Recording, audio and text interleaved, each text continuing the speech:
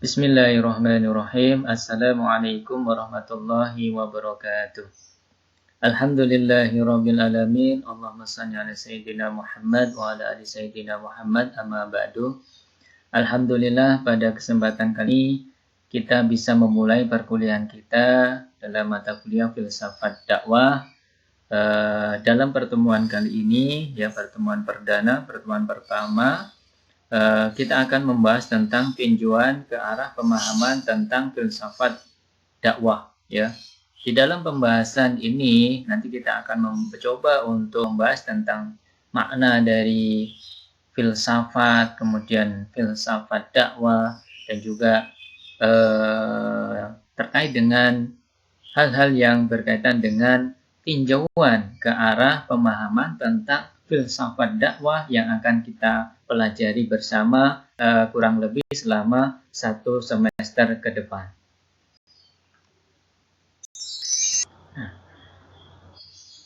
Di dalam materi ini ada beberapa indikator kemampuan yang diharapkan. Jadi setelah mengikuti materi ini, nanti Anda sekalian diharapkan ini mampu paling tidak ada 6 hal yang harus Anda kuasai. Yang pertama apa? Ketepatan di dalam menjelaskan dan menguraikan tentang pengertian filsafat. Kedua, ketepatan dalam menjelaskan dan menguraikan ciri-ciri kajian filsafat. Nah itu. Yang ketiga, ketepatan di dalam menjelaskan dan menguraikan pengertian dakwah. Pengertian dakwah.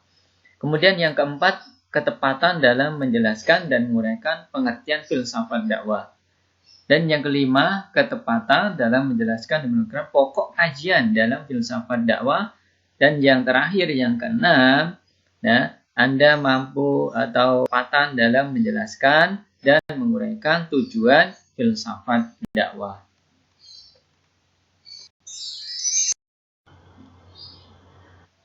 Nah, kita awali dengan pengertian filsafat.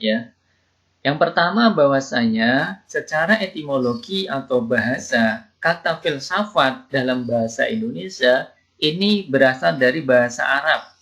Serapan dari bahasa Arab yaitu falsafah. Nah, kata ini, falsafah ini, ini diserap dari bahasa Yunani, philo dan sophia. Philo yang berarti cinta atau suka, dan sophia yang berarti hikmat atau wisdom atau ilmu pengetahuan. Jadi filosofia berarti suka akan hikmat, suka akan hikmah atau kebijaksanaan. Jadi dapat kita simpulkan dari si bahasa, filsafat adalah cinta akan hikmah, atau cinta ilmu pengetahuan. Nah itu secara etimologi atau secara asal bahasanya, asal katanya, begitu. Yang kedua, secara terminologi atau istilah, filsafat ini adalah ilmu pengetahuan yang berusaha mempelajari segala sesuatu secara kritis dan mendalam. Ingat, mempelajari segala sesuatu secara kritis dan mendalam. Dalam hal ini kalau kita adalah mempelajari tentang dakwah. Nah, filsafat mempelajari sesuatu objek kajian sedalam-dalamnya sampai ke akar-akarnya. Bahkan menemukan hakikat sesuatu. Nah, dalam kajian kita berarti filsafat ini mencoba untuk mengkaji sedalam-dalamnya sampai ke akar-akarnya, bahkan nanti menemukan hakikat dakwah itu sendiri. Filsafat juga, yang ketiga ini, filsafat juga diartikan sebagai kajian atau pembahasan yang mendalam tentang sesuatu masalah guna menemukan hakikat. Kebenaran yang sejatinya merupakan kebenaran dari masalah tersebut, menemukan hakikat. Nah, dan juga bahwa filsafat ini juga merupakan ilmu yang mengkaji hakikat dan relasi Tuhan, hubungan Tuhan, manusia, dan alam semesta. Nah ini filsafat, artinya nanti ketika kita mempelajari filsafat dakwah, kita akan mencoba menemukan hakikat dari dakwah itu sendiri. Nah, kemudian ciri-ciri kajian filsafat ya. Ciri-ciri kajian filsafat ini dapat kita singkat dengan kurir ya. Kurir ini yang pertama K-nya ini adalah kritis. Ya. Kritis ini adalah mencoba untuk mendalami mengkaji ini sampai hal-hal yang memang jeli sekali. Ya. Bahkan hal-hal yang memang kemungkinan tidak pernah ditanyakan, ini ditanyakan sampai kritis sekali, sampai detail sekali. Nah, ini kritis. Ya, kemudian yang kedua adalah universal atau umum.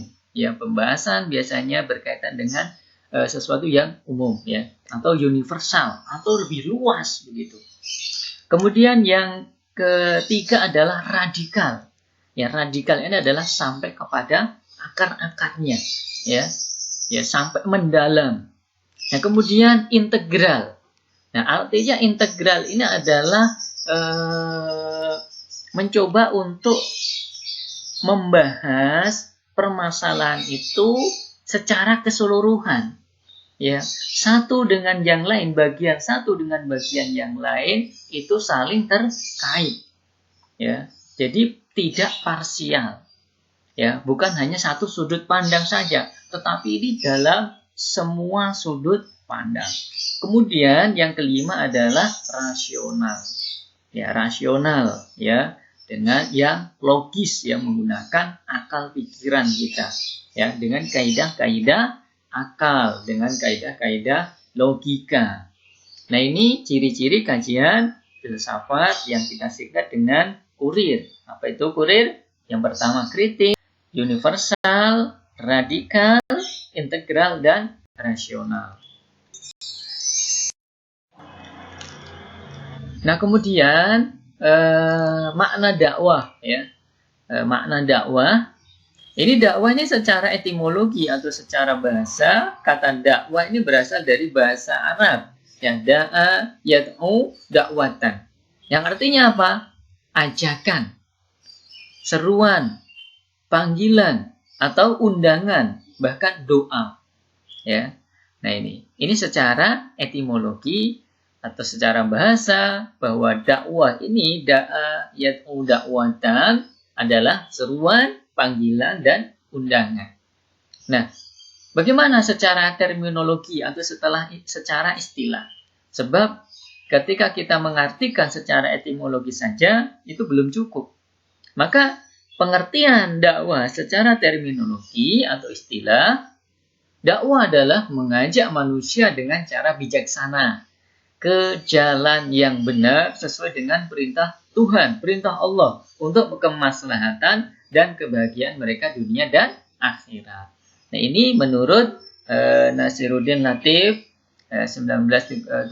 Ini lihat ini di Muhammad Sultan ya, bukunya Muhammad Sultan.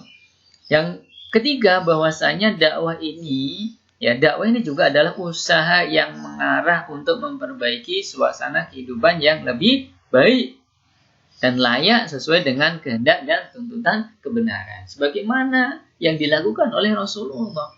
Ya, beliau mengubah masyarakat jahiliyah ya yang kurang baik, yang buruk, yang rusak moralnya kepada apa? Ya, kepada Islamiyah, suasana Islamiyah yang diridhoi oleh Allah Subhanahu wa taala. Nah, kemudian dakwah dalam pengertian umum dakwah ini dapat dipahami sebagai motivasi manusia kepada apa? Kebaikan dan petunjuk Allah Subhanahu wa taala. Serta mengajak untuk melaksanakan kebiasaan-kebiasaan yang dipandang terpuji atau ma'ruf dan mencegah mereka dari melakukan kebiasaan-kebiasaan yang dipandang tidak pantas baik oleh akal maupun syariat atau syara ya. Nah, inilah yang sering juga disebut dengan apa? Usaha untuk apa? Amar ma'ruf nahi mungkar. Memotivasi manusia untuk berbuat kebaikan dan menghindari dari perbuatan keburukan.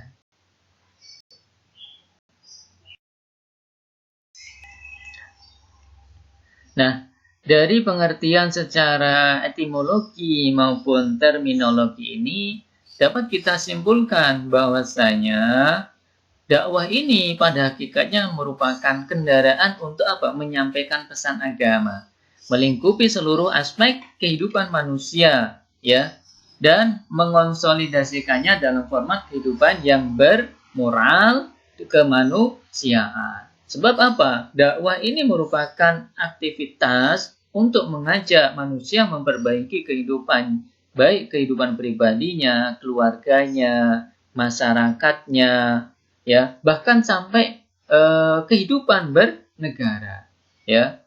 Inilah dakwah, ya, yang merupakan salah satu, kalau di dalam ajaran Islam, merupakan salah satu perintah agama kita, ya, perintah agama, karena memang setiap muslim wal muslimat ini mempunyai kewajiban untuk melaksanakan yang namanya dakwah.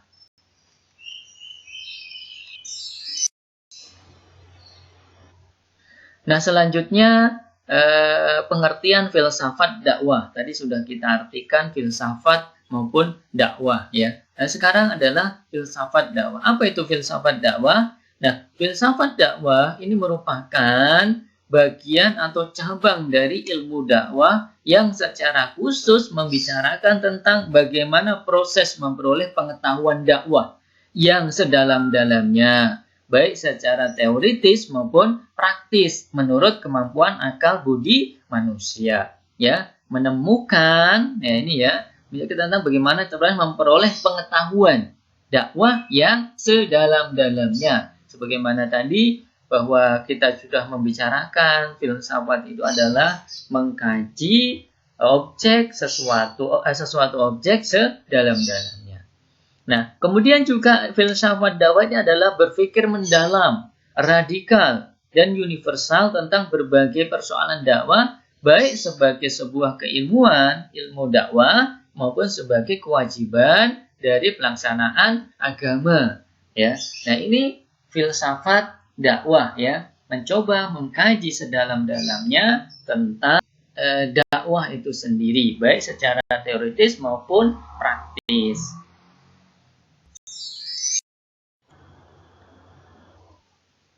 Nah, kemudian pokok kajian dalam filsafat dakwah, ya, pokok dalam kajian filsafat dakwah, ya, pokok kajian dalam filsafat dakwah ini paling tidak ada 5 hal.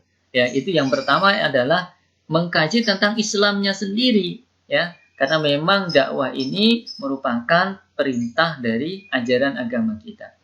Ya, bahkan juga nanti seorang dai juga harus mempunyai pengetahuan yang mendalam tentang Islam. Nah, Islam ini adalah pangkal dari semua pembahasan mengenai dakwah.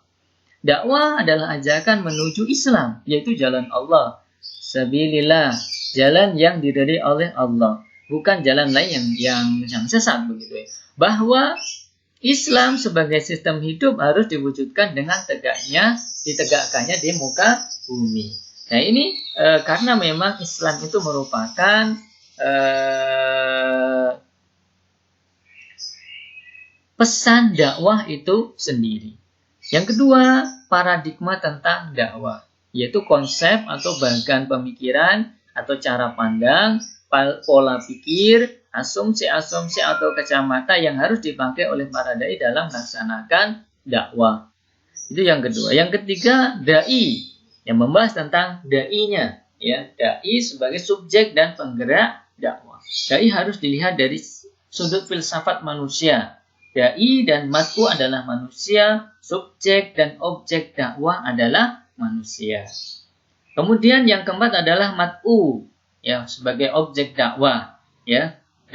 Dalam filsafat dakwah, matbu perlu dilihat dalam kedudukannya sebagai manusia, baik sebagai individu maupun kelompok. Kecenderungannya baik yang bersifat intelektual, moral maupun spiritual. Yang kelima, aliran-aliran pemikiran, kajian yang mendalam mengenai dakwah. Mengembangkan konsep dakwah yang lebih luas. Tidak hanya tabligh, tetapi juga mengembangkan masyarakat, bahkan harokah, itu gerakan, kultural, ya, dan multikultural. Nah, ini pokok kajian dalam filsafat dakwah. Nah, selanjutnya tujuan filsafat dakwah ya. Tujuan filsafat dakwah ya, juga nanti kenapa kok kita ini mempelajari filsafat dakwah ya? Ini dapat memberikan pemahaman yang bersifat universal, yang luas ya, tentang suatu ajaran Islam secara mendalam, mendasar, radikal sampai akar-akarnya, agar sampai pada ajaran yang benar dan hakiki dan terimplementasi dalam kehidupan. Itu yang pertama. Yang kedua, memberikan kepuasan pada jiwa, juga mengantarkan seseorang sampai kepada kepercayaan yang benar ya. Itu yang kedua. Yang ketiga, melahirkan dakwah yang universal, inklusif, toleran, menyentuh pada kedalaman jiwa kemanusiaan atau fitrah kemanusiaan. Nah, ini tujuan filsafat dakwah ya. Paling tidak inilah tinjauan ke arah filsafat dakwah yang akan kita pelajari selama kurang lebih 1 semester ke depan. Ini adalah gambaran umumnya terkait dengan filsafat dakwah. Oke, demikian yang dapat Bapak sampaikan. Kurang lebihnya mohon maaf. Bapak akhiri. Assalamualaikum warahmatullahi wabarakatuh.